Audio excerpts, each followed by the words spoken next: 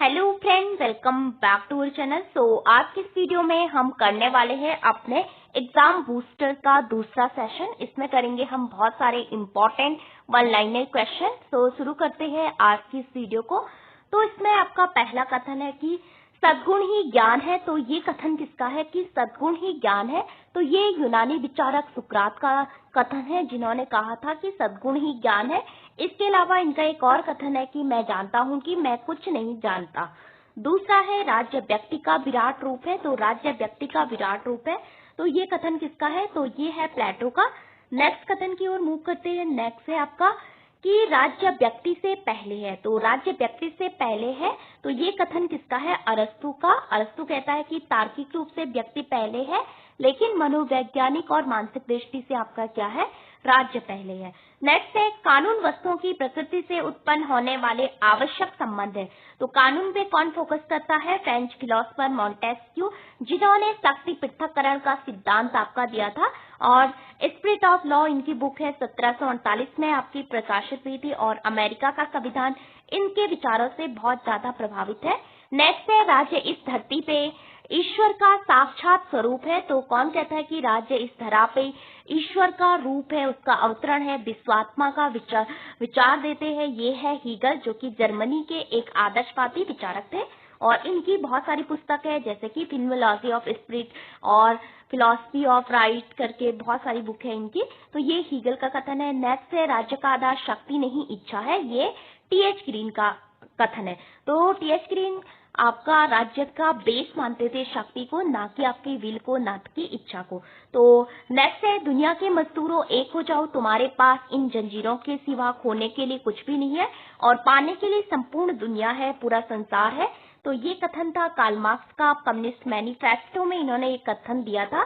Communist manifesto जो कि आपकी 1848 में लिखी गई थी कार्ल मार्क्स और उनके मित्र एंजल्स ने। नेक्स्ट है शक्तिशाली का हित ही न्याय है। तो ये किसका क्या कथन है? तो न्याय शक्तिशाली का हित है, ये थ्रेसीमेकस का कथन है। और न्याय आपका सद्गुण है, ये कथन किसका है? प्लेटो का है। इसके अलावा न्याय मतलब ज्ञान ही सद्गुण है, इस तरह से। तो ये कथन सुकरात का है, जो हमने अभी किया है। मनुष्य स्वतंत्र पैदा हुआ है, लेकिन सर्वत्र जंजीरों से जकड़ा हुआ है। तो ये कथन है किसका? रूसो का। और रूसो जो कि आपका एक इम्पोर्टेंट विचारक है, इन्होंने शक्ति जो आपका जो राज्य का समझौतावादी सिद्धांत दिया था। सरकार मानव विवेक द्वारा निर्मित मानव आवश्यकताओं की पूर्ति के लिए एक योजना है। तो सरकार जो है मानव विवेक द्वारा निर्मित मानव आवश्यकताओं की पूर्ति करती है, उसके लिए एक योजना है। तो ये कथन है एडमंड बर्ग का। नेक्स्ट है संपत्ति क्षति विहीन सुख का स्रोत है, ये कथन है एरिस्टोटल का। नेक्स्ट है प्रजाजनों की अपने संप्रभु के प्रति बाध्यता तभी तक है और उससे अधिक नहीं जब तक कि उसे सुरक्षा प्रदान की जा रही है। तो हॉब्स कहता है कि एक ही सेंस में राजा के खिलाफ विद्रोह किया जा सकता है, वो है जब राजा आपकी सुरक्षा नहीं कर रहा हो, जो काम उसको दिया गया हो वो आपका नहीं कर रहा है।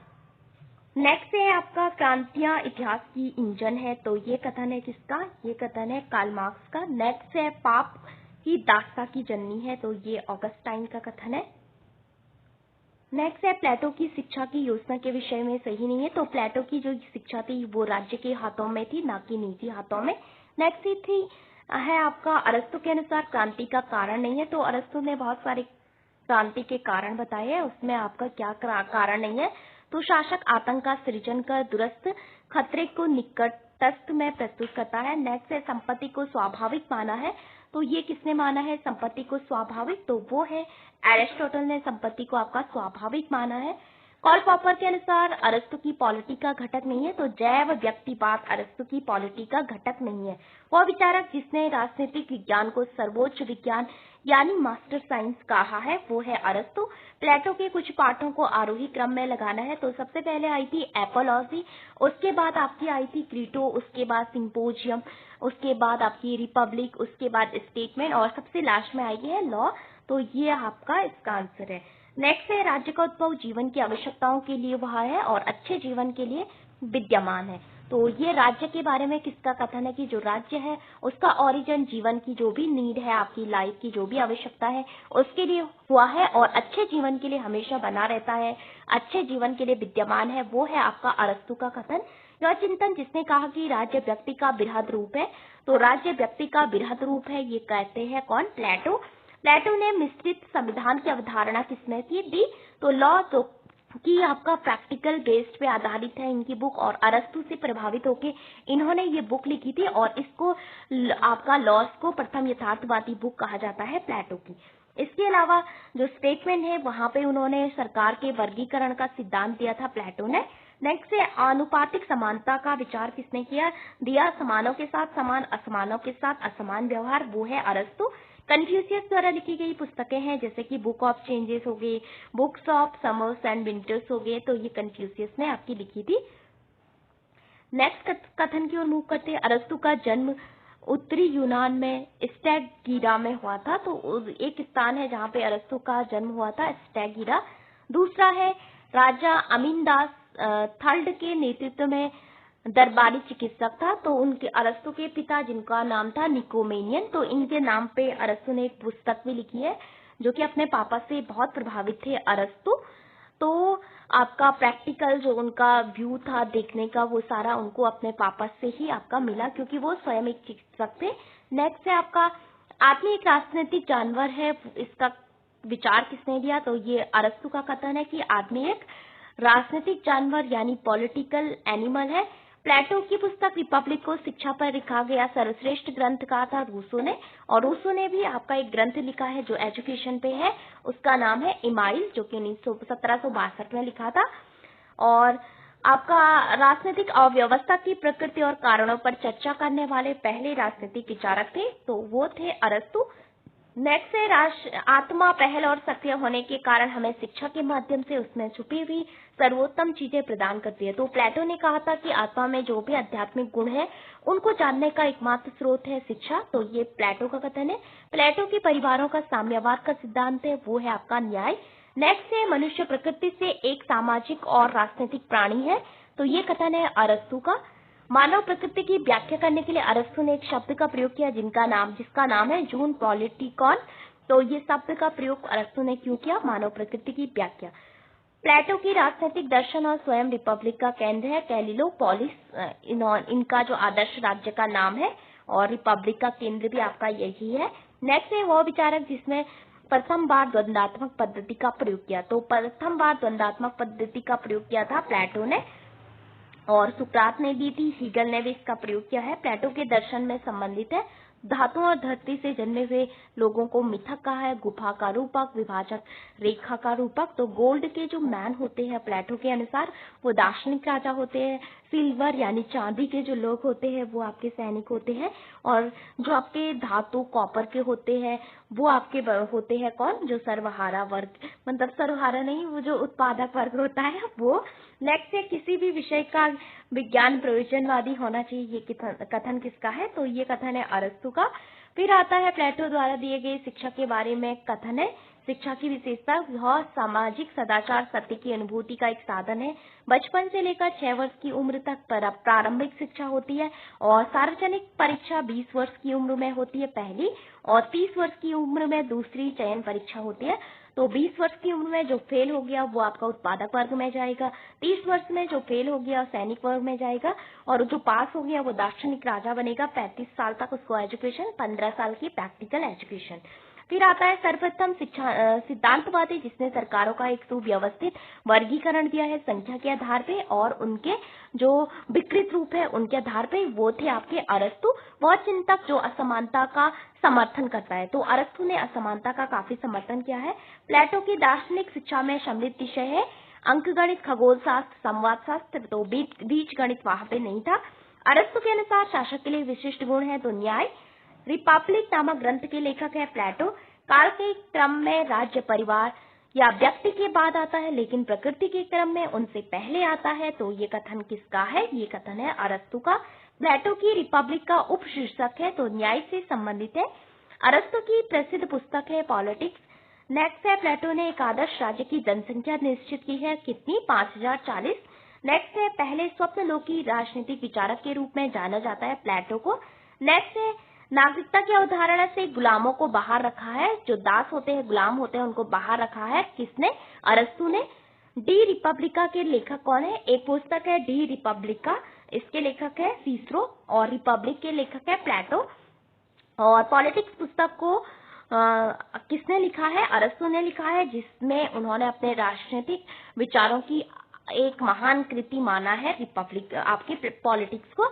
अधिकारों की तुलना में कर्तव्यों पे अधिक बल दिया है प्लेटो ने। और प्लेटो का आदर्श राज्य केवल एक विचार था, ना कि वास्तविकता, पूरी तरह यूटोपियन था, स्वप्नलोकी था। नेक्स्ट है आकृति का सिद्धांत, थ्योरी ऑफ फॉर्म ऑफ गुफाओं का सिद्धांत, theory of allegory of caves, किसने दी? प्लेटो ने दी। नेक्स्ट है प्लेटो की पुस्तक रिपब्लिक का केंद्रीय विषय क्या है? न्याय से संबंधित, न्याय की व्याख्या और न्याय की प्राप्ति आपकी कैसे हो सकती है। तो ये थे इंपॉर्टेंट कथन। नेक्स्ट है जो अरस्तु का आदर्श राज्य है वह प्लेटो का दूसरा सर्वश्रेष्ठ राज्य है। तो ये कथन किसका है? तो सेबाइन का कथन है।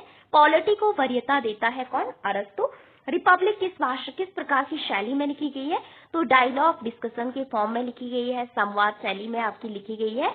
नेक्स्ट है वह राजनीतिक विचारक जिसने सबसे पहले तुलनात्मक राजनीति का आरंभ किया था, वो था अरस्तु। प्लेटो की रिपब्लिक संबंधित है न्याय से, श्रम विभाजन में विश्वास करता है कौन? प्लेटो। की प्रत्येक व्यक्ति को उसके गुणों के अकॉर्डिंग कार्य दिया जाना ही न्याय है और दूसरे के काम में हस्तक्षेप न करना। कार्य विशेषीकरण की अवधारणा देता है प्लेटो। राज्य व्यक्ति का विराट रूप है, ये कथन है प्लेटो का। प्लेटो के अनुसार राज्य का निम्नतर रूप है वो है लोकतंत्र। तो प्लेटो लोकतंत्र को पसंद नहीं करते थे, क्योंकि सुकरात उस समय एथेंस में आपका लोकतंत्र ही था, आपका जहाँ पे जनता डिसाइड करती थी कि आपका इस व्यक्ति को फांसी दे दो, इस व्यक्ति को वो दे दो, इसलिए वो आपका नफरत करते थे लोकतंत्र से। प्लेटो को सर्वाधिकारवादी विचारक नहीं मानता है, तो आर निस्बेट इनको सर्वाधिकारवादी नहीं मानता है। नेक्स्ट है प्लेटो की न्याय की अवधारणा को रचना प्रकल्प न्याय कहा है। किसने? रचना प्रकल्प न्याय, एम.बी. फॉस्टर ने। प्लेटो के परिवार तथा संपत्ति के साम्यवाद के सिद्धांत की व्युत्पत्ति हुई है। तो इस पाठक का जो अनुभव था प्लेटो का, उसी से उन्होंने संपत्ति के साम्यवाद की सिद्धांत की रचना की है। प्लेटो ने अंततः वास्तविकता की प्रकृति का अपना सिद्धांत विकसित किया है और अंदर वास्तविक विश्व को स्पष्ट किया है। तो टीमाओस कहते हैं इसके बारे में। नेक्स्ट है प्लेटो की रिपब्लिक का प्रधान विषय नहीं है, तो प्रोटागोरस यहाँ पे नहीं है और 6 लोग हैं रिपब्लिक में आपके। प्लेटो का पुनः प्रकटन पाया गया है किस किस रचनाओं में? सर थॉमस मोर की रचना यूटोपिया में, कैम्पानेला का सिटी ऑफ द सन में, बेकन का न्यू अटलांटिस में। फिर है हेराक्लिटस पैरामेंडिस, सुकरात के विचारों को लिया था किसने? प्लेटो ने। काफी प्रभावित थे उन सब से। फिर है प्लेटो द्वारा रचित चर्चित सद्गुण के 4 संगठक है, तो बुद्धिमानी यानी विस्डम, साहस, संयम और न्याय। फिर है प्लेटो ने मानव मन की क्रियात्मकता का वर्णन किया है किसमें? गुफा के रूपक में, विभक्त पंक्ति के रूप में, रूप के सिद्धांत में। नेक्स्ट है प्लेटो समर्थक था किसका? लेविनसन का। नेक्स्ट है न्याय के लिए ग्रीक शब्द क्या है? डाइकियोसाइन। तो न्याय के लिए ग्रीक शब्द क्या है? डाइकियोसाइन। आदर्श राज्य के विचार में प्लेटो ने बुभुक्षा शब्द का प्रयोग किसके लिए किया है? तो बुभुक्षा जो शब्द है प्लेटो ने शिल्पकार को आपका कहा है। प्लेटो की रिपब्लिक में प्रतिपादित न्याय के सिद्धांत के अनुसार न्याय क्या है? तो रिपब्लिक में जो सिद्धांत दिया है न्याय, उसके अकॉर्डिंग न्याय है अपने निर्धारित कार्यक्षेत्र में अपने कर्तव्यों का निर्वाह करना, दूसरे के काम में हस्तक्षेप नहीं करना, जिस व्यक्ति में जिस गुण की प्रधानता है और उसको अगर वही काम दिया जाए तो वही न्याय है। आदर्श शासक के कर्तव्यों का वर्णन मिलता है, तो आदर्श जो शासक है दार्शनिक राजा के कर्तव्य का वर्णन है रिपब्लिक में। गुफा और परछाई का विचार किससे संबंधित है? प्लेटो का। तो न्याय मानवीय आत्मा का गुण और मन की आदत है, तो न्याय जो है हमारी आत्मा का एक मेरिट, एक गुण है और हमारी मन की आदत है, ये प्लेटो का है। शासकों को संपत्ति का स्वामी नहीं होना चाहिए, ये कथन है किसका? प्लेटो का। शासक और जो आपका सैनिक वर्ग होता है उसके लिए संपत्ति नहीं है, उसके लिए परिवार नहीं है, तो ये प्लेटो कहते हैं। प्लेटो सभी राज्यों का उद्गम रेखांकित करते हैं किसके आधार पे? सामाजिक जरूरतों के आधार पे प्लेटो ने सभी राज्यों का उद्गम रेखांकित किया है। अरस्तु के राज्य के विकास का वर्णन करने के लिए किस पद्धति का उपयोग किया है? तो टेलियोलॉजिकल जो पद्धति होती है, स्वदेश्य परक पद्धति। और अरस्तु का कहना है कि हर चीज का अपना एक उद्देश्य होता है, हर चीज का अपना लक्ष्य होता है, इसको ही उन्होंने स्वदेश्य परक पद्धति कहा है। राजनीति करने के लिए टेलियोलॉजिकल दृष्टिकोण के अग्रणी जिसको कि स्वदेश्य परक दृष्टिकोण कहा जाता है, ये किसने दिया? अरस्तु ने दिया। अरस्तु ने अपने समय के 158 देशों के संविधानों का वर्गीकरण किया, उनका अभ्यास किया, जिनमें से एक आज भी विद्यमान है, वो है एथेंस का संविधान। नेक्स्ट है अरस्तु के सार्वजनिक हित का आधारित सिद्धांत आधारित था, तो ये किस पे आधारित था? वितरणात्मक न्याय के सिद्धांत पे। नेक्स्ट है अरस्तु के संवैधानिक नियम की अभिव्यक्ति है किसमें? सार्वजनिक हित प्रशासन में, विधि सम्मत शासन में और इच्छुक प्रजा की सरकार में। नेक्स्ट है अरस्तु ने फैलिस, हिप्पोडेमस, प्लेटो के द्वारा प्रदर्शित आदर्श राज्यों के समीक्षात्मक अध्ययन के प्रति अपने आप को अर्पित किया है। किसके प्रति अर्पित किया है? अपने आदर्श राज्य में प्लेटो हो गए, हिप्पोडेमस हो गए, फैलिस हो गए। अरस्तु के कार्योत्पादन सिद्धांत का सही उपक्रम है, तो भौतिक कारण यानी आपके जो मटेरियल कॉज होते हैं, निमित्त कारण एफिशिएंट कॉज, औपचारिक यानी फॉर्मल कॉज और लास्ट में आते हैं आपके अंतिम यानी फाइनल आपके रीजन कारण कॉज। तो दृष्टिकोण की ये सरकार एक निश्चित चक्र के अनुसार परिवर्तित होती है, ये कथन किसका है? अरस्तु का है। नेक्स्ट है वह विचारक जो संपत्ति को नैसर्गिक मानता है, ये भी आपका अरस्तु का है। तो बहुत बार ये पूछा गया है, वितरणात्मक न्याय का अग्रणी प्रतिपादक था कौन? अरस्तु। रूल ऑफ प्रिंसेस किसकी बुक है? तो रूल ऑफ प्रिंसेस बुक है एक्विनाश के, जिसको कि मध्यकाल का अरस्तु भी कहा जाता है। अपने जन्म के समय से ही कुछ लोग पराधीनता के लिए नियत होते हैं और कुछ लोग शासन करने के लिए, तो ये कथन है अरस्तु का। और दासता को सपोर्ट किया है, तो दास जो कि आपके मानसिक रूप से कमजोर होते हैं, शारीरिक रूप से आपका ज्यादा ताकतवर होते हैं, और दासता को सपोर्ट करते हुए अरस्तु ने ये कहा कि दासता दोनों के लिए उपयोगी है, राजा के लिए की भी, क्योंकि राजा को बहुत सारा सपोर्ट उनके कार्य करते हैं, और दासों के लिए इसलिए क्योंकि वो राजा के संरक्षण में बहुत सारी चीजें आपकी सीखते हैं। अरस्तु के अनुसार सरकार का सर्वोत्तम प्रकार था पॉलिटी। पॉलिटी सर्वोत्तम था क्योंकि मध्य वर्ग का शासन है।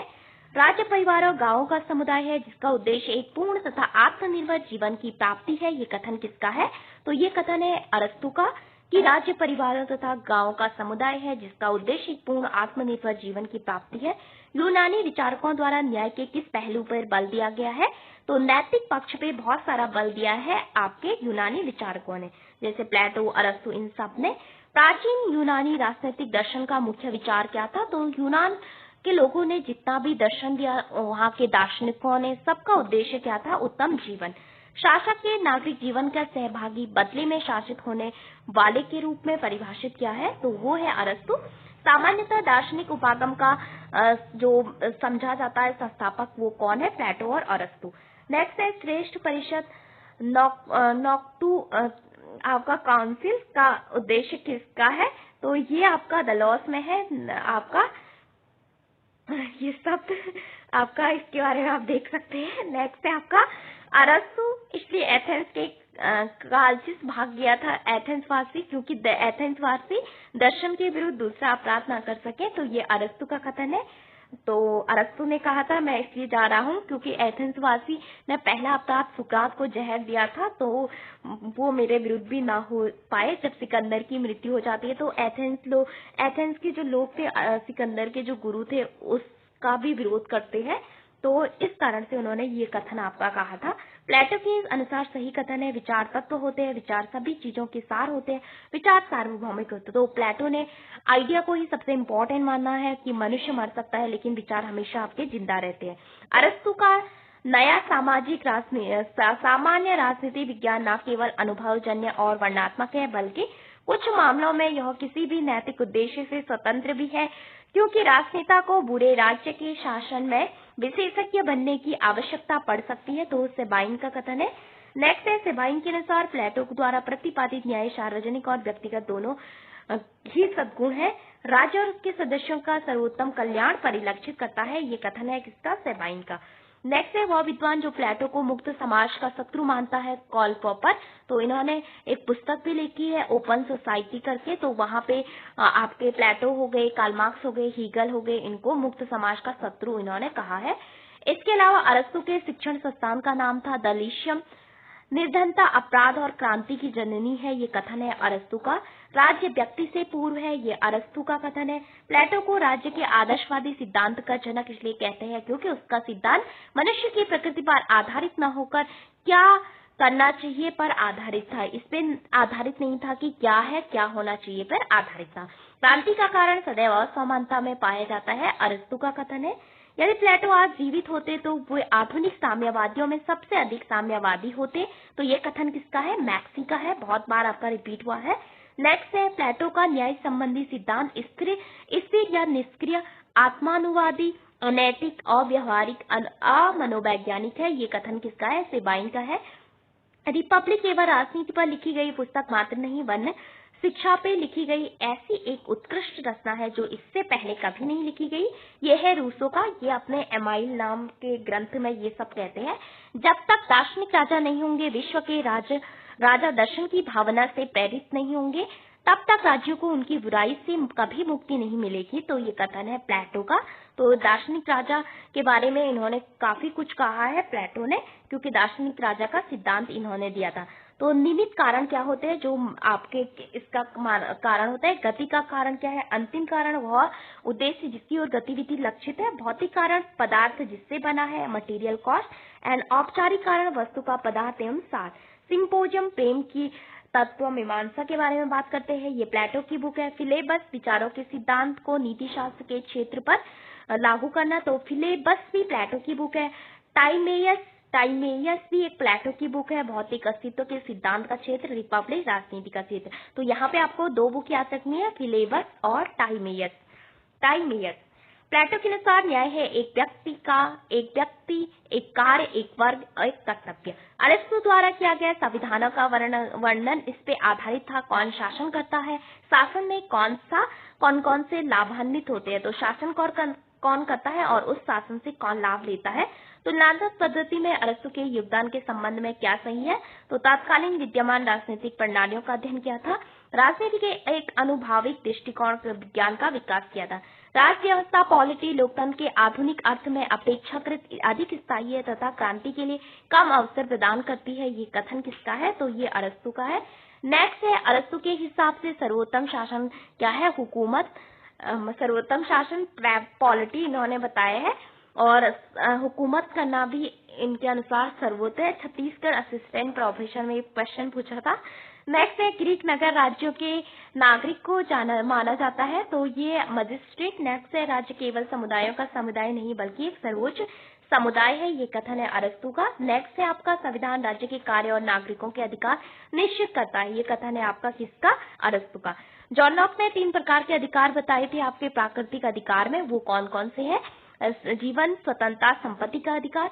लॉक के मत से जिस उद्देश्य से निमित्त राज्य रचा गया है वो क्या है? समुदाय की भलाई। तो राज्य के लिए इन्होंने समुदाय शब्द का प्रयोग किया है। बॉन्दा ने रिपब्लिक, हॉब्स ने आपका किस शब्द का प्रयोग किया है? कॉमनवेल्थ। सुम्मा थियोलॉजिका किसकी बुक है? थॉमस एक्विनाश की। और लेवियाथन हॉब्स की। द रोड टू सफरडम 1944 में। फ्रेडरिक हायक ने four essays of liberty Berlin ने। इमाइल के ग्रंथ कौन है? इमाइल ग्रंथ के लेखक कौन है? रूसो की एक बुक है, ये एजुकेशन पे बेस्ड है।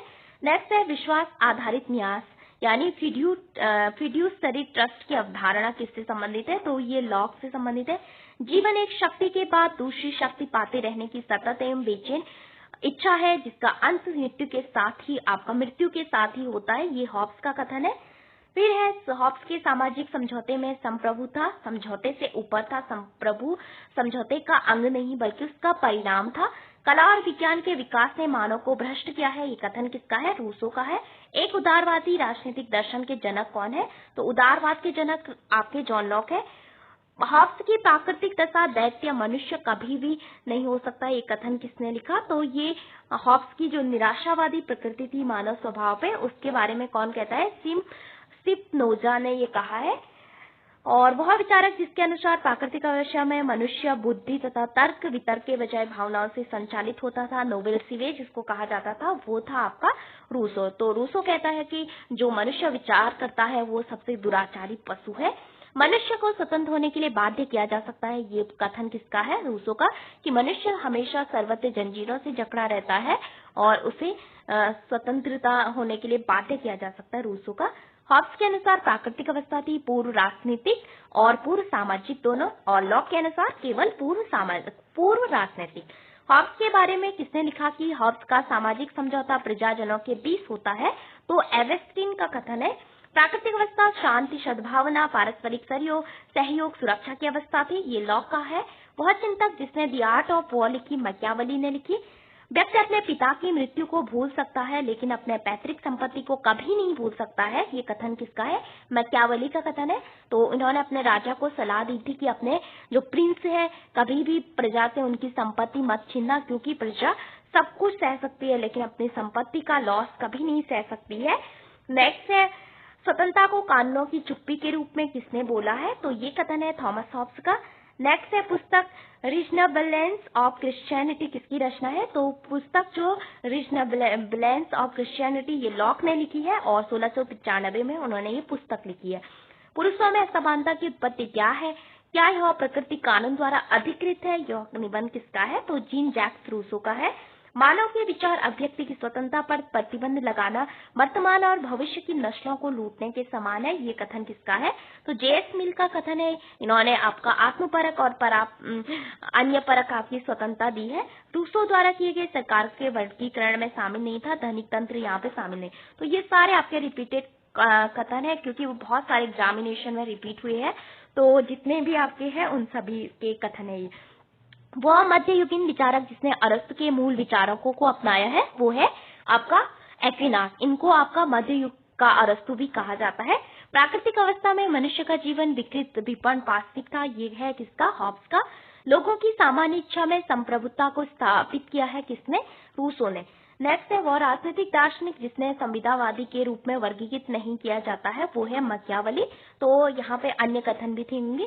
प्राकृतिक अवस्था वह अवस्था है जो प्रत्येक व्यक्ति को अपनी पसंद स्वयं की प्रकृति के संरक्षण के लिए अपने स्वयं की शक्ति का उपयोग करने के लिए है, अर्थात अपने स्वयं के जीवन का और फलस्वरूप कुछ भी करने के लिए अपने निर्णय और तर्क में वह उसके लिए सबसे उपयुक्त साधन होने की कल्पना करेगा। ये थॉमस हॉब्स ने लिखा है। इसके अलावा टू ट्रीटीज ऑफ गवर्नमेंट और द लेटर कंसर्निंग टॉलरेशन का प्रकाशन हुआ था। यहाँ पे थोड़ा डेट गलत है। ये 1690 में आपकी हुई थी, 1990 में आपकी नहीं हुई थी क्योंकि लॉक 1690 के अराउंड थी। नेक्स्ट है मिल खोखली स्वतंत्रता और अमूर्त व्यक्ति का पैगंबर है। कथन किसका है? तो बार्कर का कथन है। वह विचार जिसने स्वतंत्रता को एक सामूहिक उद्यम के रूप में माना है वो है रूसो। नेक्स्ट है हॉब्स ने स्वतंत्रता को लेवियाथन में प्रतिरोध की अनुपस्थिति के रूप में वर्णित किया है। प्रतिरोध से उसका तात्पर्य क्या था? गति की बाहरी बाधाएं। बेंथम द्वारा प्रतिपादित उपयोगितावादी राजनीतिक दर्शन को कभी कभी क्या कहा जाता है? सूकर दर्शन यानी पिग फिलॉसफी कहा जाता है। किसने कहा था? कार्ल लाइन ने ये आपका कहा था। पिग फिलॉसफी जो आपका बेंथम का दर्शन है उसको। नेक्स्ट है आपका थॉमस हॉब्स की वह पुस्तक जिसका एक और शीर्षक है the matter form and power of commonwealth एक्सलेज एंड सिविल। तो ये कथन है किसका? आपका लेवियाथन के बारे में ये है। लेवियाथन का पूरा नाम है ये। और नेक्स्ट है मैकियावेली द्वारा लो स्टैटो अर्थात राज्य शब्द का उपयोग आधुनिक समय में राज्य शब्द के उपयोग से अलग अर्थ में लिया गया था। तो ये कथन है स्किनर का। तो ये आपका मैकियावेली का जो स्टेट है इसके बारे में कहते हैं। तो यहाँ ऊपर पे जो हॉब्स की बुक है वो आपकी काफी कठिन है, उसका हिंदी ट्रांसलेशन तो इंग्लिश में रहता तो मैं पढ़ लेती। वह विचारक जिसका वह कथन है कि शासन को अच्छा बनने के अलावा कुछ सीखना चाहिए होगा तो मैकियावेली। एंड ऐसे कंसर्निंग ह्यूमन अंडरस्टैंडिंग किसकी पुस्तक है? ये जॉन लॉक की पुस्तक है। लेवियाथन हॉब्स की पुस्तक है, 1651 में आई थी।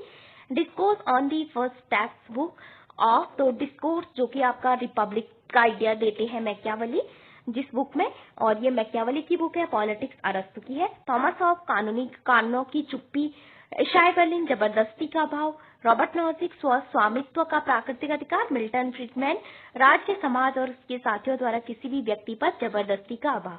लॉक का पहला लेख आपका प्रकाशित हुआ था 1679 और 1680 के दौरान ये लिखा गया था।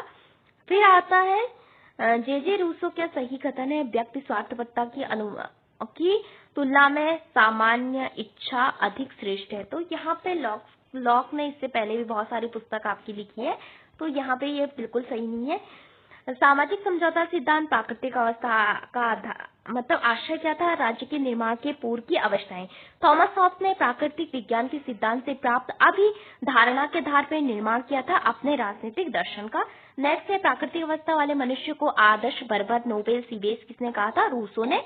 प्राकृतिक अधिकारों के सिद्धांत से संबंधित है लॉक। वह राजनीतिक चिंतक जिसने अपनी आत्मकथा में लिखा था कि मेरी माँ ने जुड़वा बच्चों को जन्म दिया, एक मैं था, दूसरा मेरा भाई, यानी मेरा डर नॉट मेरा भाई। तो ये कथन है थॉमस हॉब्स का। नेक्स्ट है थॉमस एक्विनास ने अपनी पुस्तक सुम्मा थियोलॉजिका में राज्य का चित्रण किया है पूर्ण समुदाय के रूप में। रूसो के लिए सामान्य इच्छा की अभिव्यक्ति के रूप में जाना जाता है किसको? कानून को। नेक्स्ट है शक्ति का स्थानांतरण हो सकता है ना कि इच्छा का, और वो हमेशा संप्रभु होती है, ये कथन है रूसो का।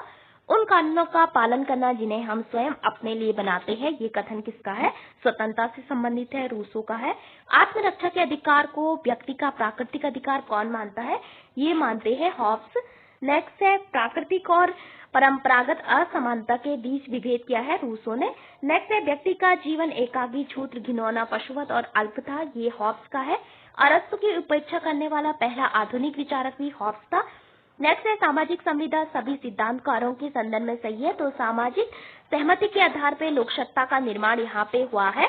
नेक्स्ट है रूसो के जनरल विल की विशेषता थी कि यह आंतरिक इच्छा की अभिव्यक्ति है, यह हर व्यक्ति की सबसे अच्छी इच्छा यानी स्थायी है।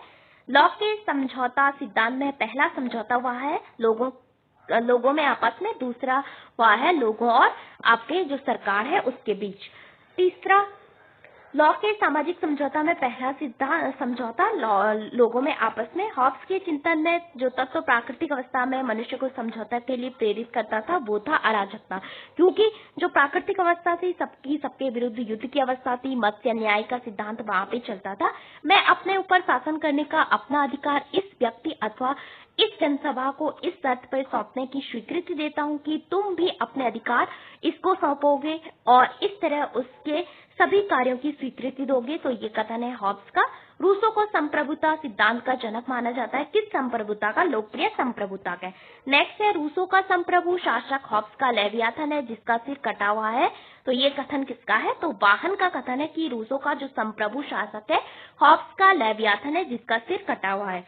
नेक्स्ट है आपका रूसो की सामान्य इच्छा है सभी की वास्तविक इच्छा का योग। नेक्स्ट है लोकतंत्र को शासन के आदर्श के रूप में स्वीकार किसने नहीं किया था? तो हॉब्स, जो कि एक निरंकुश शासक की अवधारणा को मानता था, नॉट लोकतंत्र को। हॉब्स के लिए फेलिसिटी का अर्थ क्या था? तो उन वस्तुओं को जिनको आदमी पाने के लिए समय समय पर इच्छा करता है, पाने में निरंतर सफलता, उसका फेलिसिटी से अभिप्राय था। समस्त अस्तित्व एकदम गतिशील पदार्थ है, तो ये कथन भी हॉब्स का है। नेक्स्ट है प्राकृतिक अवस्था को पूर्व सामाजिक के रूप में किसने रेखांकित किया है? हॉब्स ने, पूर्व राजनीतिक लॉक ने। नेक्स्ट है यदि संप्रभु द्वारा व्यक्ति के आत्म परीक्षण के अधिकार को बाधित किया जाए तो व्यक्ति उसके आज्ञा पालन से इनकार कर सकता है, तो आत्म की रक्षा नहीं करता है, आत्मा मतलब लोगों की सुरक्षा नहीं कर पा रहा है संप्रभु, तब विरोध कर सकते हैं, ये हॉब्स ने कहा था। संप्रभु की परम शक्तियों को औचित्यपूर्ण बनाने के लिए निगम की अवधारणा भी किसने दी थी? हीगल ने दी थी। हॉब्स का नाम सामान्यतः संप्रभु के निरंकुश शक्ति के सिद्धांत के साथ जोड़ा जाता है, किंतु यह उसके व्यक्तिवाद का आवश्यक संपूरक है, तो ये सेबाइन का है।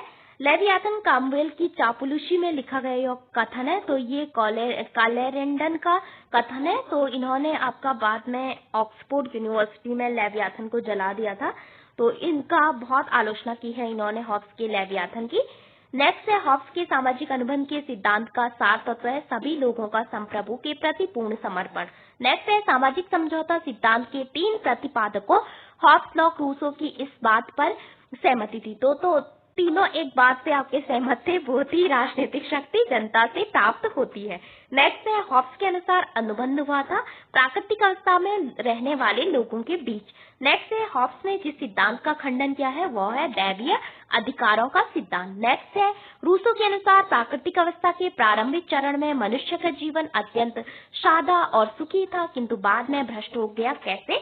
जब आपकी संपत्ति आई उसके कारण आपका जीवन में असमानता क्रिएट हो गई, आपका प्राकृतिक अवस्था में मनुष्य सादा और सुखी था और उसका स्थान आपका किसने ले लिया? जैसे सभ्यता का विकास हुआ वैसे ही आपकी असमानता क्रिएट हुई। नेक्स्ट है हॉब्स के लेवियाथन में प्रयुक्त कॉमनवेल्थ शब्द क्या है? संप्रभु के लिए हॉब्स ने कॉमनवेल्थ शब्द का प्रयोग किया है। रूसो के सामाजिक समझौते के बारे में मनुष्य नागरिक स्वतंत्रता प्राप्त करता है। नेक्स्ट है लॉक के अनुसार प्राकृतिक अधिकार नहीं है, तो समानता का अधिकार नहीं है। ये है जीवन स्वतंत्रता और संपत्ति। लॉक के अनुसार प्राकृतिक अवस्था में व्यक्तियों को जीवन स्वतंत्रता संपत्ति के अधिकार थे। लॉक की प्राकृतिक अवस्था थी पूर्व राजनीतिक। नेक्स्ट है प्राकृतिक अधिकारों के सिद्धांत के प्रवर्तक थे जॉन लॉक, वह चिंतक जो यह सुझाव देता है कि संपत्ति का अधिकार जीवन और स्वतंत्रताओं का आधार है, ये है जॉन लॉक। नेक्स्ट है लॉक के सामाजिक अनुबंध की विभिन्न अवस्थाओं का सही क्रम है, तो पहले प्राकृतिक अवस्था, फिर सामाजिक अनुबंध, फिर नागरिक समाज, फिर आपका सरकार। लॉक ने जिस सिद्धांत की दार्शनिक आधारशिला रखी वह था संवैधानिक राजतंत्र। मनुष्यों के नागरिक समाज में सम्मिलित होने का उद्देश्य उनकी संपत्ति की रक्षा है। यह किसने बोला? लॉक ने बोला। और व्यक्तियों ने राज्य में प्राकृतिक अवस्था में अपने प्राकृतिक अधिकारों के साथ प्रवेश किया, ये था किसका? लॉक का कथन। नेक्स्ट है लॉक ने सीमित संप्रभुता का सिद्धांत दिया था। एक सामान्य इच्छा की विशेषता नहीं है, ये अस्थायी नहीं होती है, ये अस्थायी होती है। नेक्स्ट है प्राकृतिक स्वतंत्रता का समर्थक था रूसो। कला विज्ञान के विकास ने मानव को बर्बाद कर दिया है, ये कथन है रूसो का। लेवियाथन आंग्ल भाषा में लिखी गई राजनीतिक दर्शन की महानतम और संभवतः एकमात्र अति उत्तम रचना है, ये कथन भी है किसका? ऑक्सफोर्ड का। नेक्स्ट है हॉब्स का लेवियाथन राजनीतिक दर्शन की श्रेष्ठ कृति है, ये माइकल ऑक्सफोर्ड का कथन है। नेक्स्ट है लॉक के सामाजिक समझौते के अंतर्गत लोग छोड़ते हैं किसको? प्राकृतिक अधिकारों की व्याख्या और उन्हें क्रियान्वित करने का अधिकार, क्योंकि प्रकृति की अवस्था में जो अधिकार थे उनकी व्याख्या करने की जो व्यवस्था थी उसका अभाव था, तो इसलिए हमने समझौता किया। संवैधानिक सरकार के विषय में चर्चा करता है कौन? John Locke. नेक्स्ट है रूसो की प्राकृतिक अवस्था में मनुष्य को सदाचार एवं बुराई दोनों का ज्ञान नहीं था। रूसो ने सामान्य संकल्प के सिद्धांत एवं सामाजिक अनुबंध के नैतिक महत्व को अनुबंध के आध्यात्मिक सिद्धांत के रूप में विकसित किया है, ये किसने बोला है? कांट ने। फिर आता है संप्रभु के उच्च धर्माध्यक्ष के रूप में किसे जाना जाता है? वो है आपका रूसो। तो यहाँ पे हम कंफ्यूज नहीं हो सकते हैं बोंदा में, ऑस्टिन में, और यहाँ पे रूसो ने बोला है संप्रभुता। रूसो को बोला जाता है संप्रभुता के उच्च धर्माध्यक्ष। फिर है आपका प्राकृतिक लॉक की प्राकृतिक अवस्था को अस्पष्ट प्राकृतिक अवस्था कहा है मैकफर्सन ने। नेक्स्ट है प्राकृतिक कानून और नागरिक कानून के मध्य स्पष्ट अंतर करके हॉब्स ने विश्लेषणात्मक विधि शास्त्र की उस पद्धति की आधारशिला रखी जिसे बाद में बेंथम और ऑस्टिन द्वारा विकसित किया गया। सेबायन लॉक की प्राकृतिक अवस्था पूर्व राजनीतिक थी परंतु पूर्व सामाजिक नहीं, क्योंकि इस अवस्था में रहने वाले लोगों का समष्टिगत सामाजिक जीवन के रूप में एक समाज भी था उनके पास।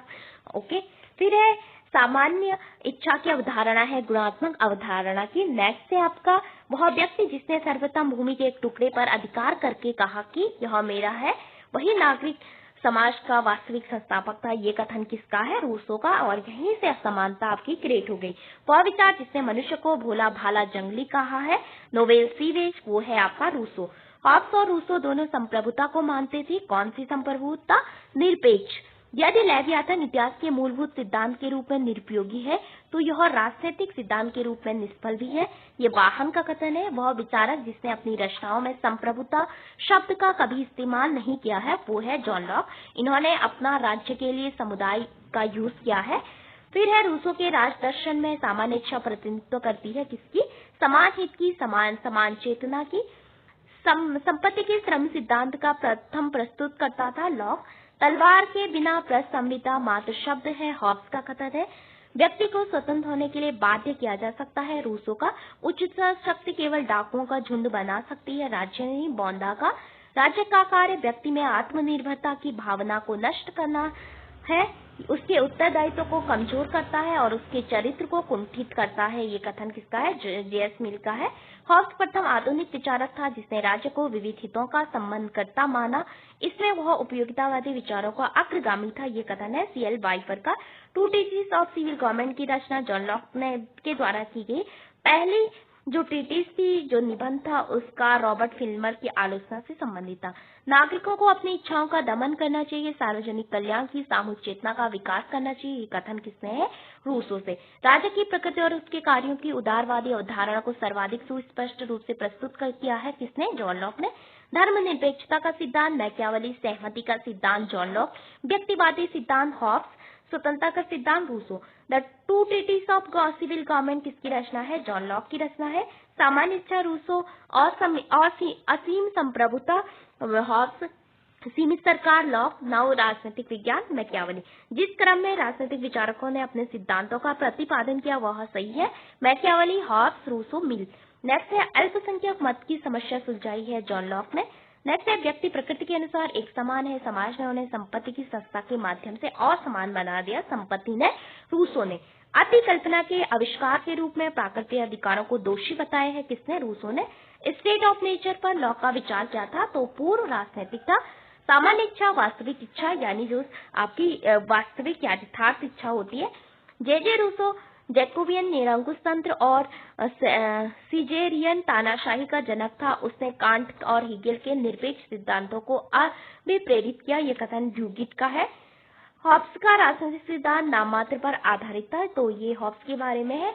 John Locke two theories of civil government समीक्षात्मक अध्ययन प्रस्तुत किया गया है, किसने, फिल्मर के बारे में लिखा गया है। जॉन लॉक ने उसके सिद्धांत का विरोध किया है, पितृसत्तात्मकता पर आधारित। प्राकृतिक पुरुष वह होगा जिसमें शक्तिशाली चेतना और वफादार कारण ने सफलता के साथ स्वप्रेम सहानुभूति को सामंजस्यपूर्ण बनाया है। ये कथन किसका है, रूसो का है। लॉक का निबंध कंसर्निंग ह्यूमन अंडरस्टैंडिंग का खंडन किया है। हॉब्स के लेवियाथन हॉब्स के लेवियाथन का खंडन किया है, किसने, कंसर्निंग ह्यूमन अंडरस्टैंडिंग में। नेक्स्ट है रूसो ने अकेडमी और डिजॉन द्वारा 1749 में प्रायोजित निबंध प्रतियोगिता में विषय पर पुरस्कार जीता था। तो उनकी जो पहली कृति थी जिसका नाम था क्या विज्ञान और कला में प्रगति ने आचरण को भ्रष्ट और शुद्ध करने में योगदान दिया था, तो किसके द्वारा की गई थी ये निबंध का आयोजन, अकेडमी ऑफ डिजॉन द्वारा 1749 में। नागरिक शक्ति, दंड के साथ कानून बनाने का अधिकार, संपत्ति का नियमन और संरक्षण, समुदाय की ताकत को ऐसे नियम के कार्यान्वयन में लगाना, उपयुक्त सभी केवल आम जनता के भले के लिए ये परिभाषित किया था, किसने, जॉन लॉक ने।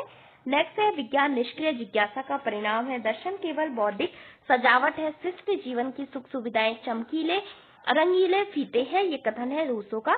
हॉब्स संप्रभुता की सुरक्षा, धर्म पर राजनीतिक सुदृढ़ता और उसका दावा। लॉक संवैधानिक सरकार का सीमित रूप, रूसो दावा है कि संप्रभुता का मूल लोगों में समाहित है, लोगों के पास रहेगा। आपका लोकप्रिय संप्रभुता, जे.एस. मिल व्यक्ति के विचार, अभिव्यक्ति की स्वतंत्रता की रक्षा करना। नेक्स्ट है जॉन रॉस ने अपनी पुस्तक थ्योरी ऑफ जस्टिस की सामाजिक अनुबंध परंपराओं का पुनरुद्धार नहीं किया है, ये किसने बोला है, ये किसने बोला है, ये हॉब्स ने बोला है। नेक्स्ट है राज्य की विधायी, कार्यकारी और संघीय शक्तियों के अस्तित्व की बात करता है, तो ये लॉक का है। यहाँ पे हॉब्स कैसे बोलेंगे, हॉब्स तो पहले ही मर चुके होंगे ना। जॉन रॉस ने अपनी पुस्तक थ्योरी ऑफ जस्टिस में हॉब्स की सामाजिक अनुबंध परंपराओं का पुनरुद्धार नहीं किया है, तो सामाजिक जो हॉब्स की पद्धति है उसका पुनरुद्धार नहीं किया है। नेक्स्ट है जॉन लॉक का योगदान मुख्यतः है सहमति सिद्धांत, सीमित सरकार के रूप में। नेक्स्ट है मैकियावली, नैतिक उदासीनता, हॉब्स आत्म परीक्षण की प्रवृत्ति, लॉक संपत्ति का नैसर्गिक अधिकार, रूसो तर्क के प्रति विद्रोह।